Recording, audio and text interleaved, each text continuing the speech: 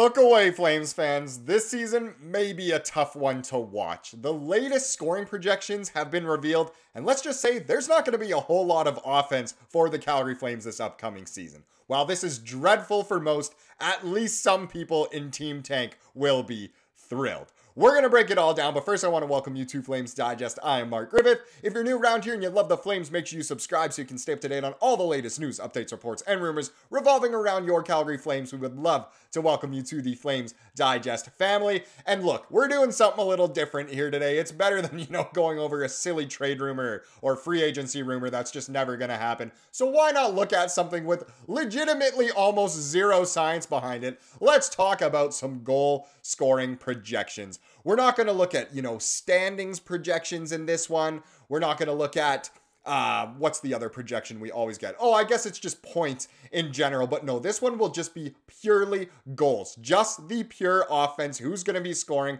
How many are they projected to get? And really, are the Flames expected to score all that much? So the article that we've got here today is this one. So forecasting Pacific Division goal scoring for the 2024-25 season by John Barr. So he's written this article. He's gone through all the Pacific Division teams. We're, of course, just going to look at the Calgary Flames. That's the only one we care about. And let's just say it genuinely is kind of dreadful. It's sad to look at. It's got a lot of Flames fans saying, uh-oh. And look, the diehards, of course, we're going to watch pretty much every single game this season, as many as we can. We're still going to try and go to as many games as possible. Hopefully the tickets are a little bit cheaper this year, but still, it might be tough to watch at some points. And if the Flames are really struggling to score, I think we're going to lose a lot of casual viewership. But either way, let's get into these goal scoring projections. So first of all, let's just kind of summarize it here. So this is from John Barr once again. So he said, forecasting from the bottom up. Let me say this up front. Forecasting is inherently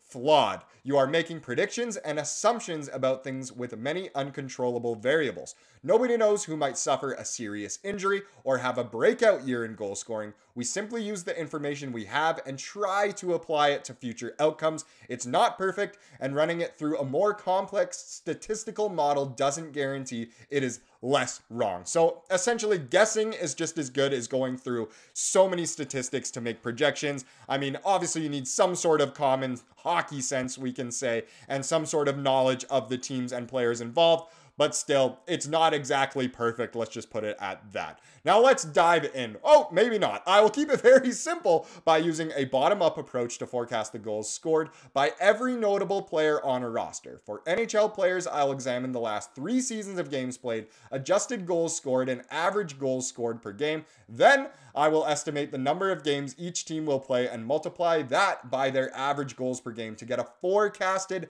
adjusted goals total for each player.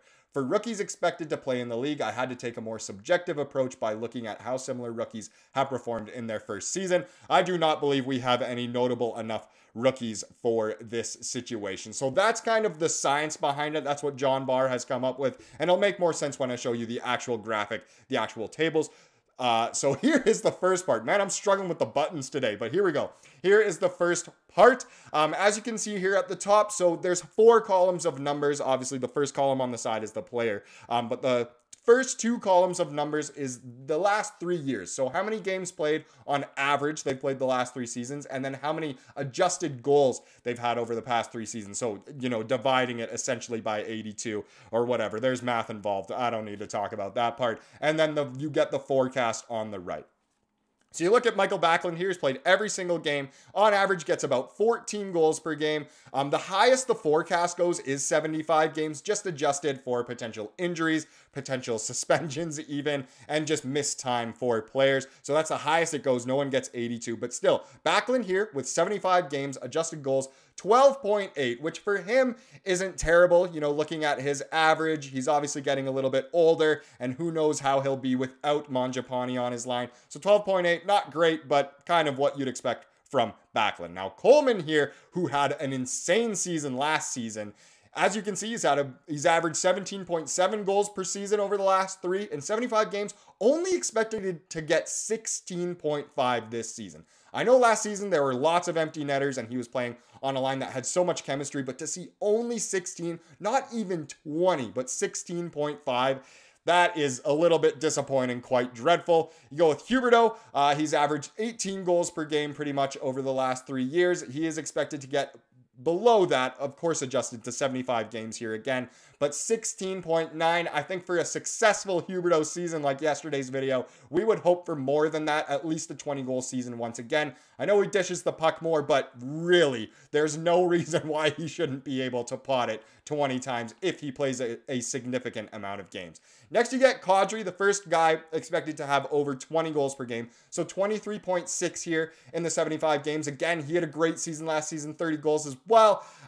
So to see only 23.6 is a little bit disappointing. I would hope to see at least 25 kind of thing. But again, the Flames, they aren't expected to score all that much, and the trend continues here. Now we get into the man who's expected to score the most goals for us, Andrei Kuzmenko, who over the past 3 seasons has averaged 30 goals. I mean, he's only played 2 seasons, but that's in less than 82 games per year. And this one's 75, almost 30 goals for this season. You can essentially, if you bump that up to 82, over 30 goals. So he's really expected and projected to be our only 30 goal scorer, which in a way is a good thing that at least he's projected to get at least 30. But that's also thinking that, well, who knows if he'll be a Flame the entire season. If he should be our highest goal scorer. We'll have to see. The projections still, though, I mean, some teams are getting guys projected to get well over 50 goals. We've seen what guys like Austin Matthews have done over the past couple of seasons, but our highest projection isn't even 30 goals. That is quite sad.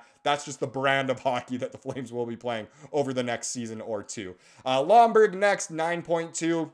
Who knows how much he'll even play? That's an interesting one. Next, we got Sharangovich, so another guy who can pot the puck. He's expected to get over 20. Maybe last season was a bit of an outlier over his career so far, but interesting that he gets over 20. I would have wanted to see that between the 25 and 30 range.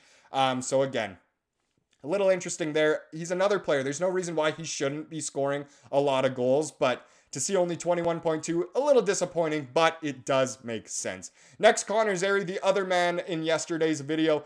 So here, only 16.7. We really want to see him take the next step, and I personally wanted to see that at least 20. I know, again, it's not projecting for 82 games. It's just 75, but still, I would have loved to see that at least 20 or close to, but it does make sense. Now let's get into the rest of the forwards. So Anthony Mantha is expected to get just over about 15 goals, but only 65 games here. So we've gone into the players who are probably expected to play a little bit less. Mantha, I'm assuming, is because they're assuming he will be traded for sure. But 16 goals for the Flames before the trade deadline isn't all that bad, and I think it's a fair assessment. Totally depends who he's playing with. If he's playing with Huberdeau or someone that can dish him the puck a little bit more, we know he can be a lethal sniper, so interesting there. Coronado, only 5.6. That is just, again, just dreadful to see. I really hope it is better than that. Walker Dewar, 6.6, and Martin Pospisil, 6.3. Both make sense. Projected to play about 50 games. Interesting. I would hope that Pospisil plays more than that, but he does have that history of injuries, and we'll see how it goes. In total, the forwards are expected to get, or projected to get, I know there's other names that can be on that list. These are just the guys who are expected to play the most. But forward totals projected to get less than 200 goals. That is pretty terrible. I'm not going to lie. Less than 200 goals. I mean, that's around what, 2.5 goals per game from your forwards. I don't even know if that math is math in there, but either way, it is really sad, and I don't love it. Now let's throw in the D-men real quick as well. The one big thing here is if you go 4 down to MacKenzie Weegar, 20 goals last season. I don't know why he's only projected to play 50 games. Again, this could be because of potential trades or injuries, or I don't know what's going on there, why he's only at 50 instead of 75, but only projected to get 6.4 goals. That is quite sad. I would hope he gets a lot more. He should be involved like crazy. I'm assuming he'll be on the first power play unit, him or Andersson. So to see only 6.4 is a little bit disappointing. But either way, the rest of the guys, Andersson is actually expected to get the most goals from a defenseman at 7.2. But if you go with the totals there, only 26.5 projected goals for Flames defensemen this upcoming season, which is just terrible. I mean, last year, I'm pretty sure we were at over 50. I know it's a while ago I saw this statistic, but I think we had 52 goals from defensemen last year, which was ridiculous. I think Colorado had something like 65. But to cut that in half and only be at 26 and a half is quite terrible. And then if you go at the very bottom, that 222.5 is our projected goals for this season. That is abysmal. That is totally terrible, because if you look at the league averages over the past 7 years now, well, 6 seasons, pretty much if you look at the 5th column there, the one that says G at the top, that's goals per game per team in the league over the past few years, and it's always been at about 3 goals per game. 2020, 2021 didn't. That was the weird, obviously, bubble season. But either way, pretty much you want to be at 3 goals per game, essentially, as an average team.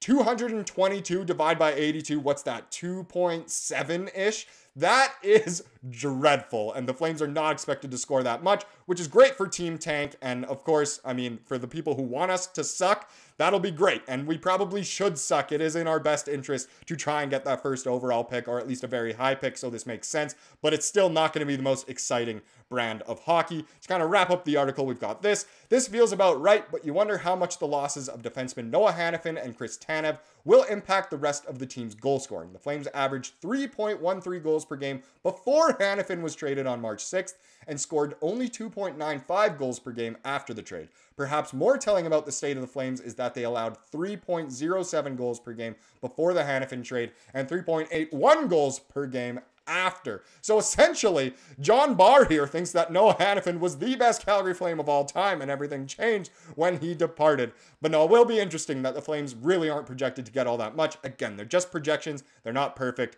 but it is very interesting to look at. Now let's wrap up this video with the comment of the day, as we love to do, and it's another good comment. I really like this one from a couple videos ago, you know, the trade rumors about MacKenzie Weegar, and this was a good one here from Kaz Dave. So he said, I seem to recall a couple weeks ago that Flames Digest reported that the Flames were told by Conroy that things were pretty much settled and the rest of the summer would be stable. Now, Weegar, Andersson, and Kadri. Is Conroy also on the list?